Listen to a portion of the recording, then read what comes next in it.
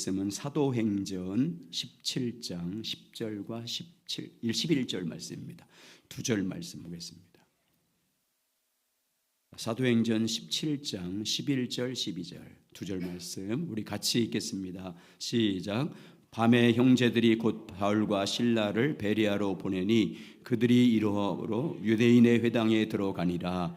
베레아에 있는 사람들은 데살로니가에 있는 사람들보다 더 너그러워서 간절한 마음으로 말씀을 받고 이것이 그러한가 하여 날마다 성경을 상고함으로. 아멘. 따라서 하시죠. 날마다 성경을 상고함으로.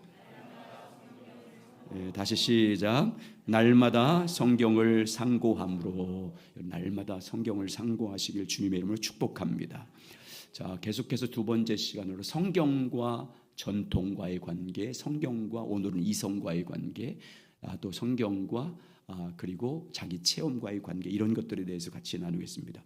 하나님에 관한 지식을 습득하기 위해서는 네 가지 근원을 통해서 습득할 수 있습니다. 자, 보여주시죠. 네 가지 근원입니다. 성경을 통해서 하나님에 관한 지식을 습득할 수 있습니다. 전통, 이 전통은 교리와 신학을 말합니다. 교리와 신학의 공부를 통해서 하나님에 관한 지식을 습득할 수 있습니다. 그리고 우리 이성을 통해서 합리적인 사고를 통해서 하나님에 관한 지식을 습득할 수 있고, 마지막에는 우리 개인적인 체험을 통해서 하나님의 어떤 문제를 습득할 수 있습니다. 이 관계를 매주마다 합니다. 지난주에는 성경과 전통의 관계에 대해서 말씀드렸습니다.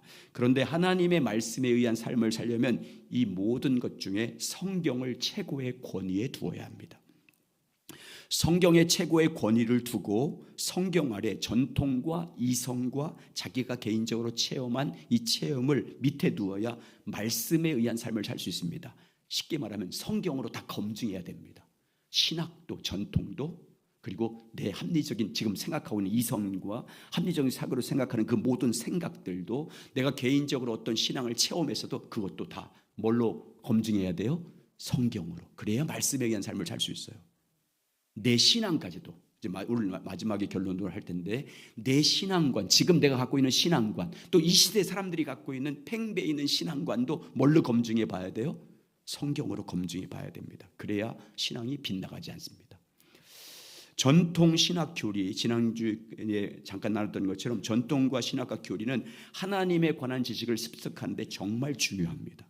하나님을 잘 알기 위해서는, 하나님에 관한 지식을 갖기 위해서는 성경의 근거를 둔 교리, 전통, 신학을 잘 공부해야 됩니다.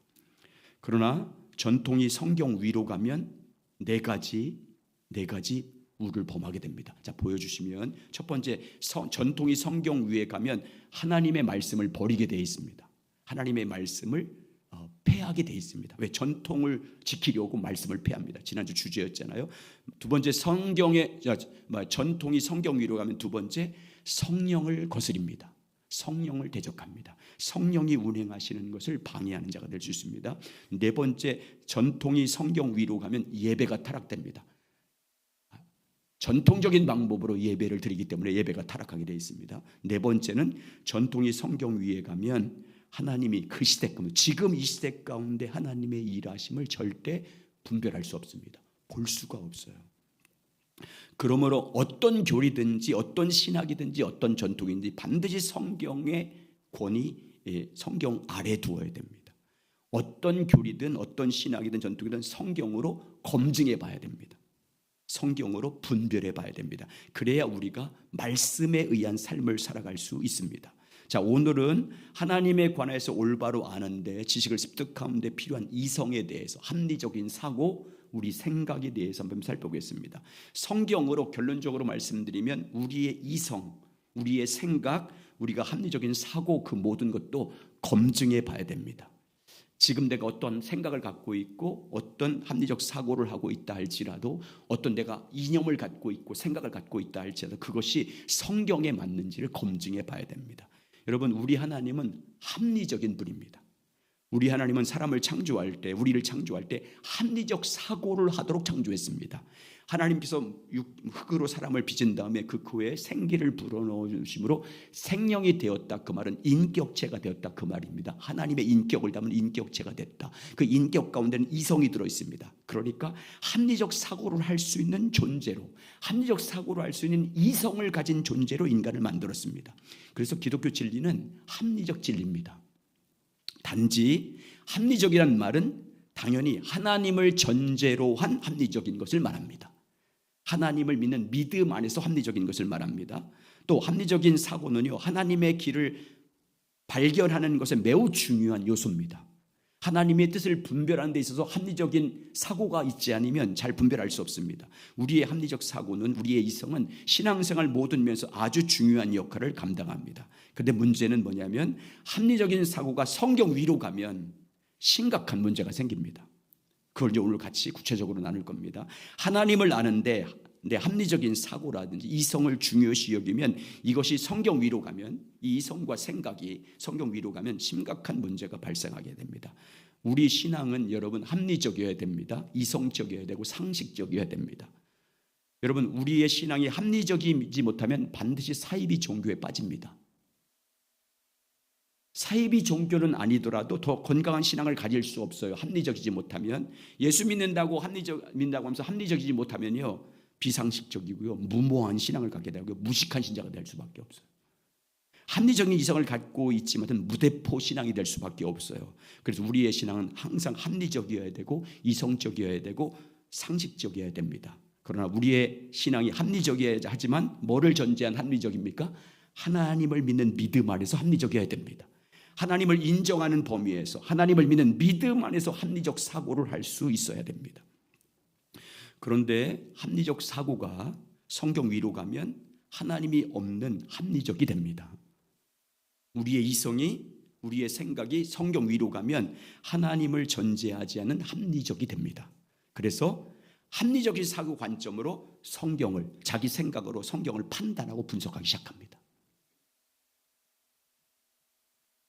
그래서 성경을 볼 때 합리적 자기 사고, 생각에 맞으면 받아들이고 자기 합리적 사고에 맞지 않으면 받아들이지 않습니다.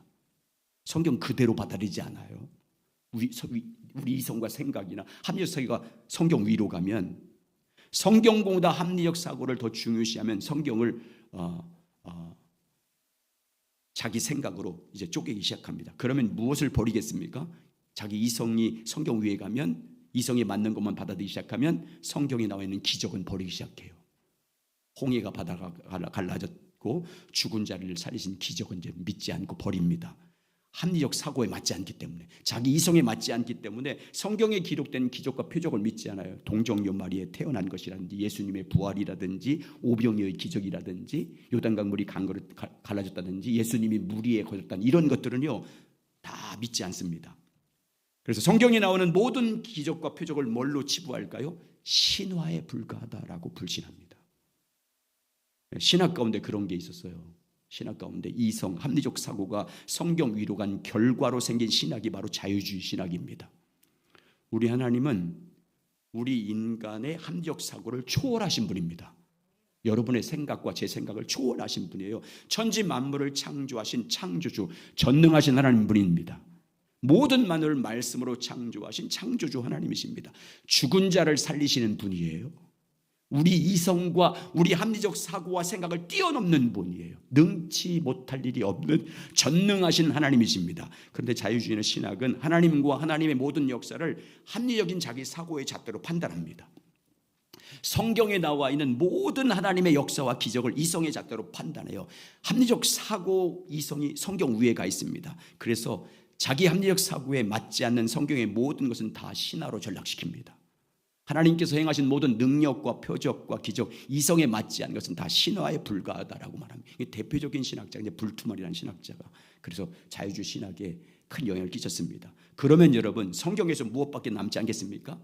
기적과 모든 것들은 신화로 치부하고 다 빼버리면 뭐만 남겠어요? 예수님의 윤리적인 가르침만 남습니다. 그래서 자유주의 신학자들은 예수님을 어떤 분으로 믿어요? 좋은 도덕 선생님으로 믿습니다. 좋은 윤리를 실천한 사상가, 사랑을 실천한 사상가로만 여겨요. 죽음에서 부활하신 분이라고 믿지 않습니다. 죽은 자를 살리신 하나님을 믿지 않아요. 병든 자를 고치신 전능하신 하나님이 아닙니다. 그냥 단지 율법, 좋은 훌륭한 도덕 선생님, 훌륭한 윤리 실천가, 이 정도예요. 이것이 합리적 사고가 성경 위로 간 결과예요.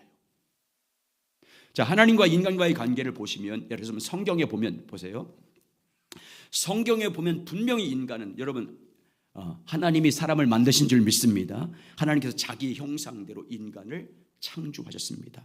그런데 여기 보세요. 합리적 사고가, 우리의 이성이 성경 위로 간 결과가 뭐냐? 그러면 우리 인간의 이성이요, 하나님을 창조한 사람이 돼요. 우리 생각으로, 우리 이성으로 하나님을 만들어낸다니까요. 인간의 합리적 사고로 하나님을 창조한 것이 돼버립니다. 인간의 사고에, 합리적 사고에 맞는 하나님을 만들어내요. 성경에 근거해서. 자기 이성에 맞는 하나님을 지어낸다니까요. 이성으로. 성경을 이용해서 하나님을 자기 이성에 가둬놔요. 하나님을. 합리적 사고 안에 갇혀있는 하나님으로 전락시켜요. 그래서 하나님을 믿는다고 하면서도 자기 이성에 맞는 하나님만 믿어요. 성경에 나와 있는 모든 역사 중에서 자기 이성에 맞는 것만 믿는다고요. 자기 생각에 맞는 것만 믿어요. 자기가 할 수 없으면 하나님도 할 수 없는 것으로 믿어버려요. 그러면 하나님은 어떤 분이에요? 자기 사고 속에 갇힌 하나님, 자기 생각으로 만드신 하나님이 돼버려요. 자기 합리적 사고로 만든 하나님으로 전락해버립니다. 자기 이성을 벗어나지 못한 하나님으로 믿습니다. 이게 우상이에요. 그게 우상이에요. 자기 이성으로 만드는 하나님을 믿어요. 자기 생각으로 만든 하나님을 믿는 게 그게 우상이에요, 여러분. 그게 이념일 수도 있어요. 그게 다 우상이에요. 오늘날 교회 안에도 하나님을 이렇게 믿는 사람이 많아요. 자기 이성에 맞는 하나님만 믿어요.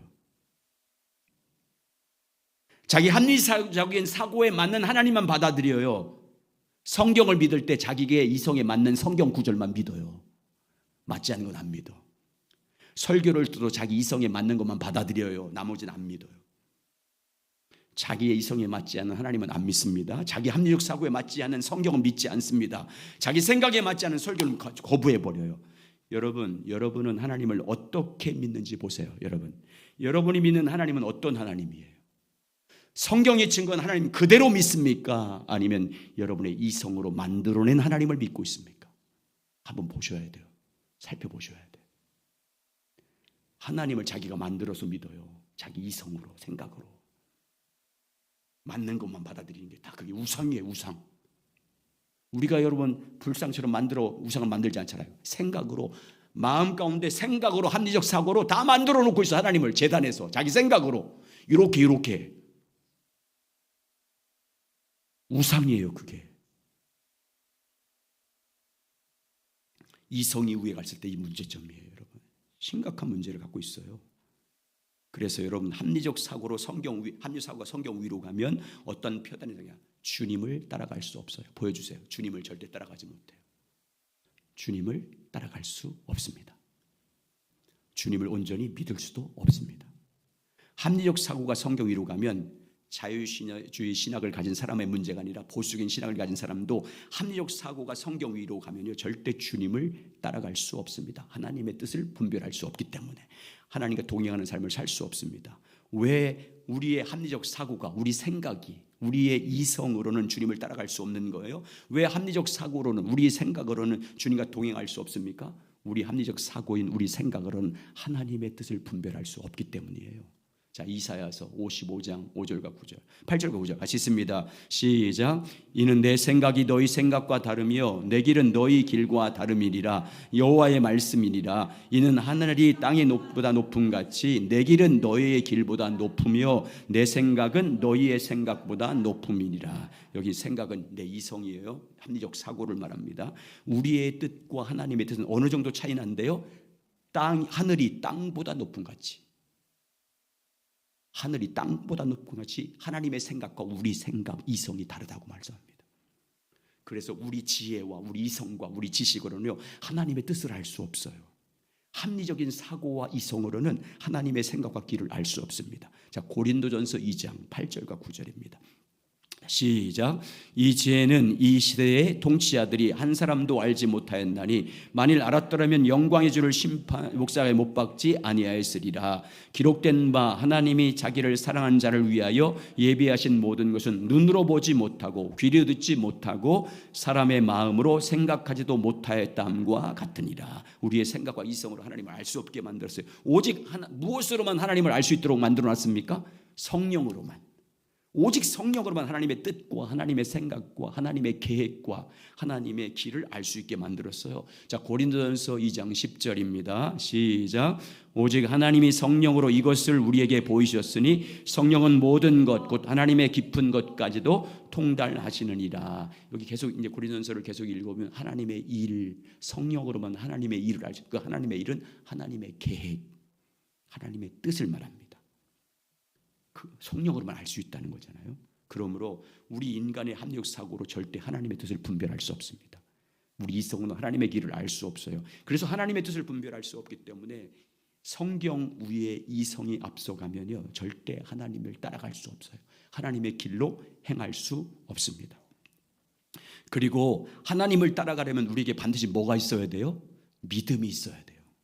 우리에게 하나님에 대한 믿음이 있어야 믿음으로 하나님을 따라갈 수 있습니다. 우리에게 믿음, 하나님에 대한 신뢰함이 있어야 주님이 어디로 인도하든지 무슨 말씀을 하든지 따라갈 수 있습니다. 그런데 합리적 사고와 성경 위에 가면 하나님에 대한 믿음이 가능하지 않아요. 합리적 사고, 우리 이성이 성경 위로 가면 성경을 하나님의 말씀으로 믿지 않습니다. 자기 이성으로 성경을 판단하기 때문에 하나님에 대한 믿음이 불가능해요. 이성에 맞지 않으면 하나님 말씀을 거부하기 때문에 하나님에 대한 믿음이 절대 불가능합니다. 그래서 하나님에 대한 믿음이 없기 때문에 주님을 따라갈 수 없어요. 하나님과 동행이 안 됩니다. 하나님 말씀에 순종할 수 없습니다. 주님을 따라갈 수 없어요. 자, 우리가 잘 아는 민수기 13장과 14장에는 무슨 사건이 나옵니까? 모세가 이스라엘 백성들을 모압 평지에 도착해서 이제 가나안 땅으로 들어가기 직전입니다. 그런데 백성들이 요구해요. 정탐꾼을 보내자고. 그래서 모세가 백성들의 요구를 들어서 각 지파에서 한 사람씩 뽑아서 12명의 정탐꾼을 가나안 땅으로 보냅니다. 며칠 동안 정탐하고 돌아옵니까?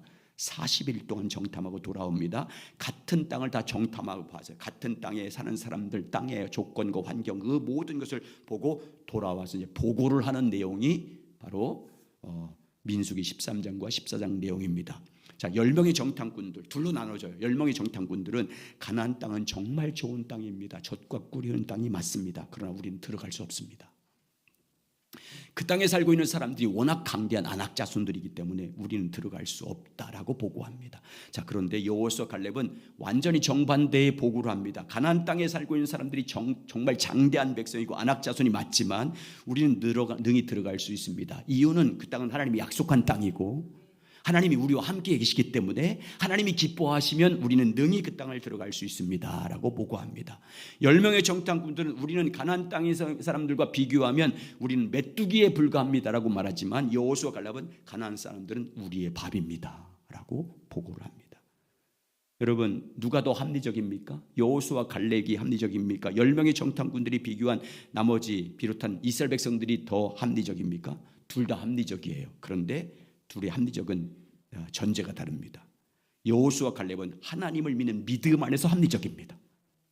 하나님을 신뢰하는 믿음 안에서 합리적입니다. 그러나 나머지 10명과 이스라엘 백성들은 하나님 없이 믿음이 없는 범위 안에서 합리적인 사람입니다. 믿음이 없으니까, 하나님에 대한 믿음이 없으니까 전쟁하면 당연해지죠. 그게 맞습니다. 합리적 사고가 그렇습니다.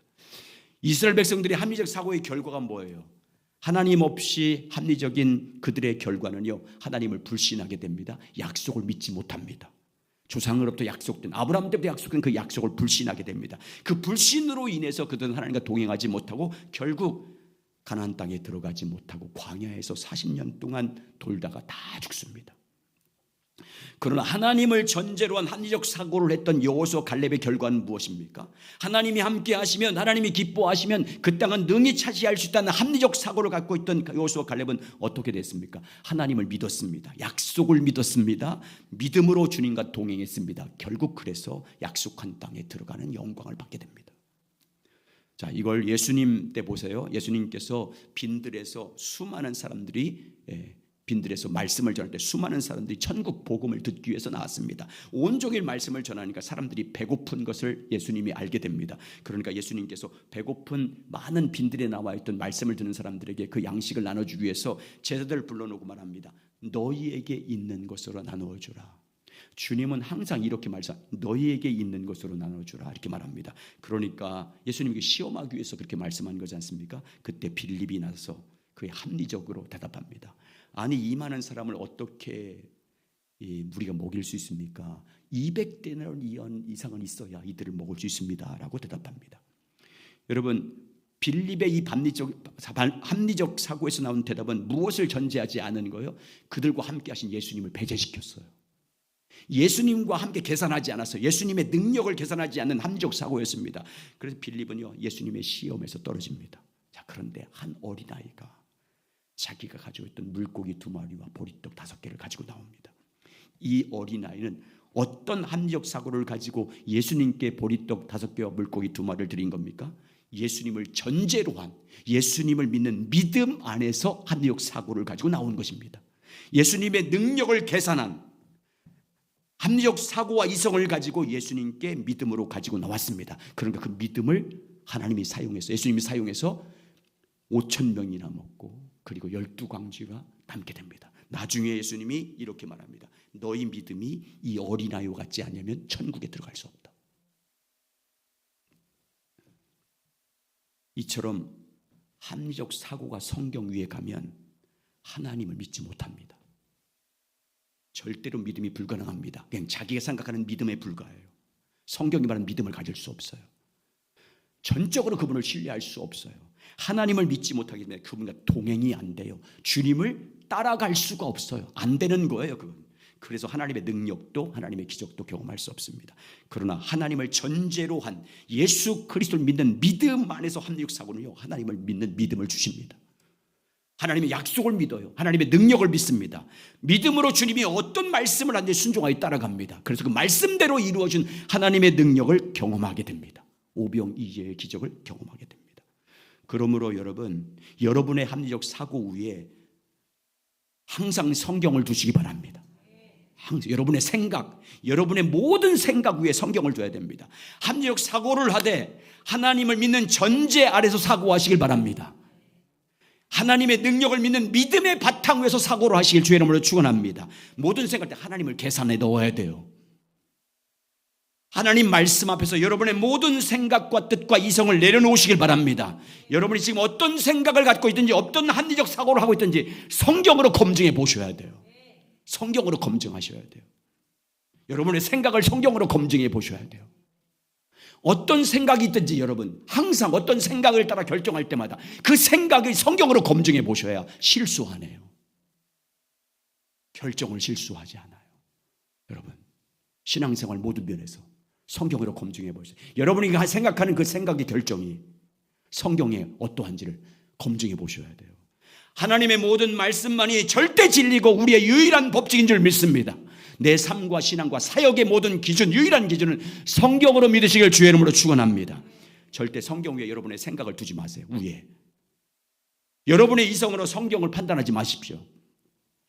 여러분의 생각에 맞는 성경은 받고 그렇지 않고 받아들이지 않는 불신을 버리시길 주님의 이름으로 축복합니다. 하나님 말씀을 그대로 받으십시오. 여러분 그대로 받으십시오. 성경으로 여러분의 생각과 제 생각을 판단해야지. 그래요 신앙이 변질되지 않습니다. 여러분 말씀 앞에서 모든 생각을 내려놓을 수 있길 주의 이름으로 축복합니다. 그게 믿음이잖아요. 그래서 여러분 하나님의 뜻을 잘 분별해서 하나님께서 역사하는 길로 행하시길 예수의 이름으로 축복합니다. 두 번째, 말씀에 의한 삶을 살려면 띄워주세요. 이 시대 사람들이 갖고 있는 신앙관을 성경으로 검증해 봐야 돼요. 이 시대 많은 사람들이 신앙은 이런 게 좋은 거다라고 많은 그 신앙관이 있잖아요. 그것도 아니면 지금 내가 갖고 있는 신앙관도 뭘로 검증해 봐야 돼요? 성경으로 검증해 봐야 돼요. 그래야 여러분 우리 믿음이 타락하지 않아요. 여러분 너무 중요한 거예요.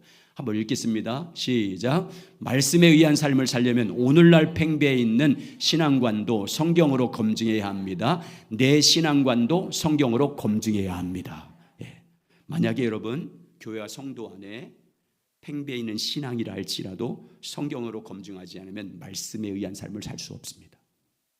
오늘날 팽배해 있는 신앙을 가지고 있다 할지라도 그 신앙이 좋다고 사람들에게 평가를 받고 있다 할지라도 성경으로 검증되지 않으면 성경이 증거한 믿음이 아니라 이 시대 가운데 합리적 사고에서 나온 그 신앙을 갖고 있는 사람이 될 수 있어요. 말씀과 성광이 없는 신앙관을 가지고 살 수밖에 없어요. 우리의 영적인 눈을 가리는 주된 요인 중 하나는 뭐냐면 이 시대의 팽배한 신앙관이에요. 자, 성경 예를 들어볼게요.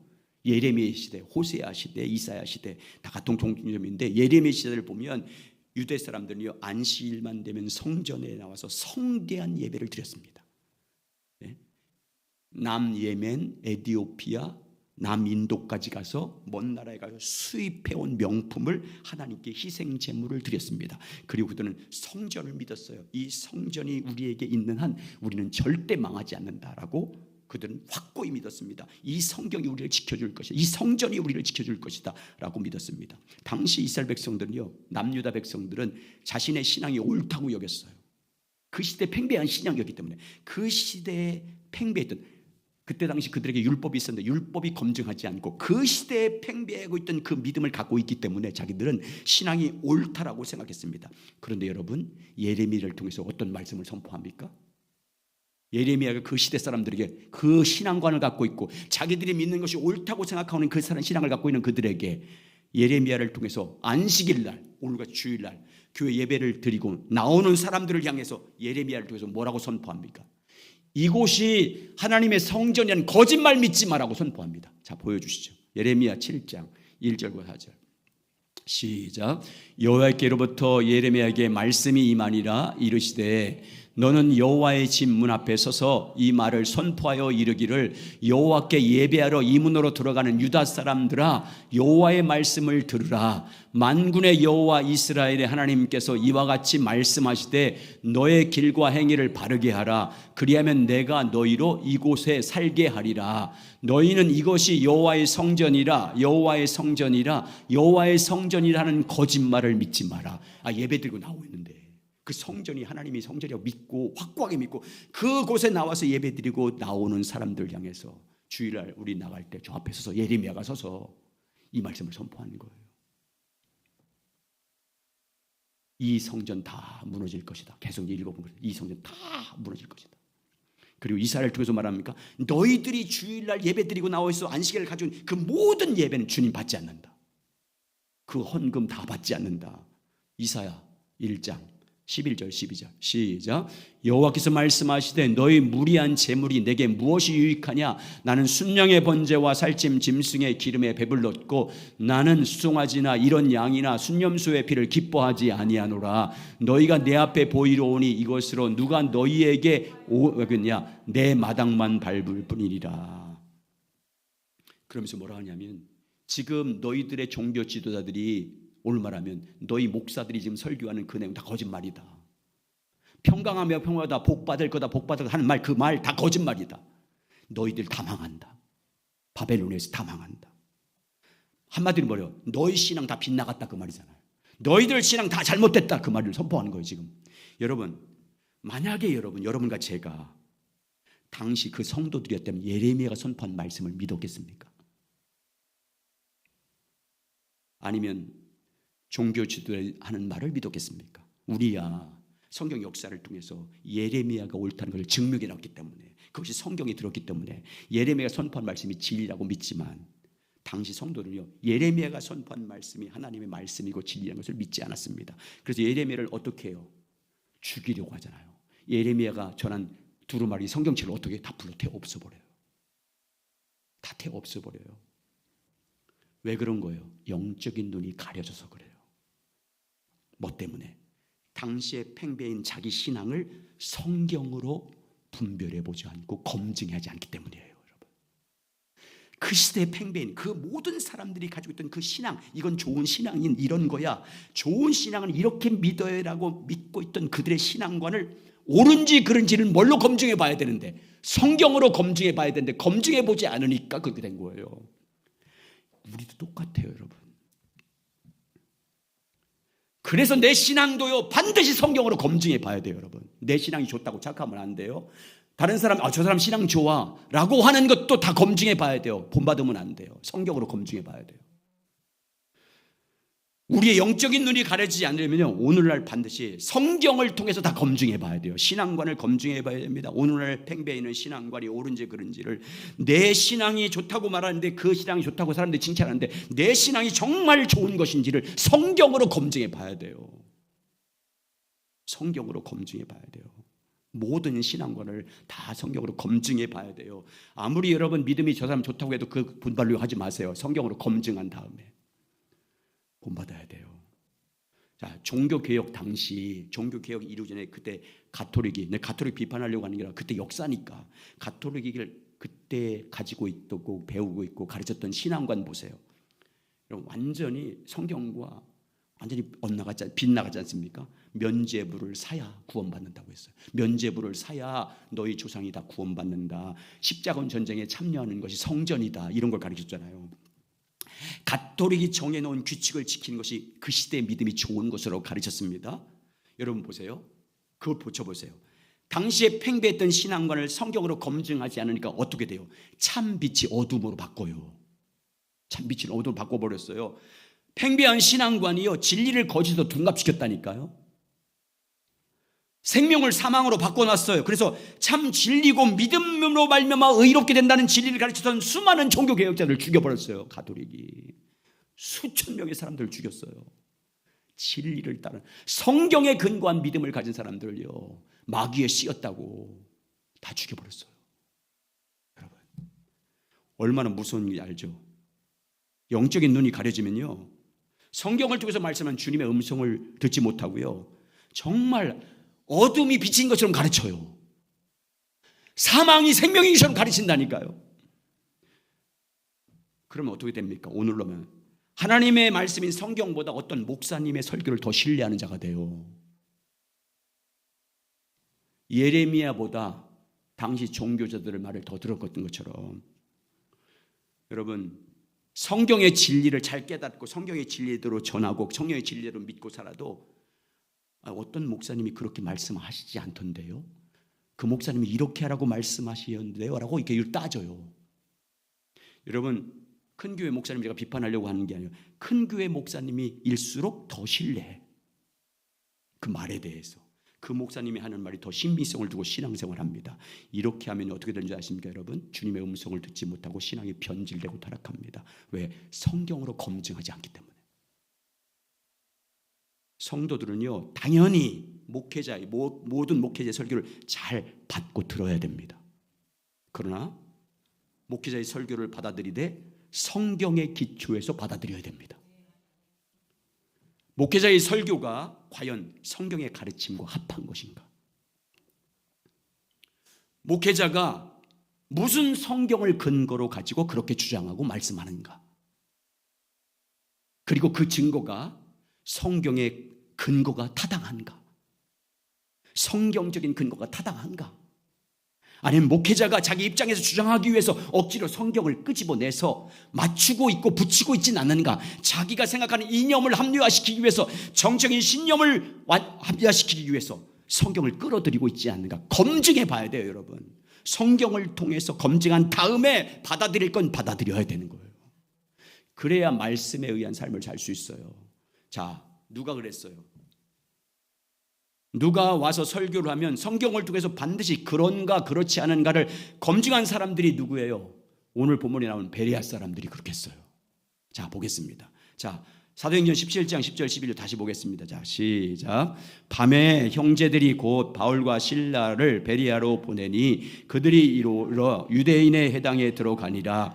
베레아에 있는 사람들은 데살로니가에 있는 사람들보다 더 너그러워서 간절한 마음으로 말씀을 받고 이것이 그러한가 하여 날마다 성경을 상고함으로. 야, 베레아 지역에 있는 지역에서 가장 누가 성경을 그들에게 가르쳤어요? 누가 가서 복음을 전했습니까?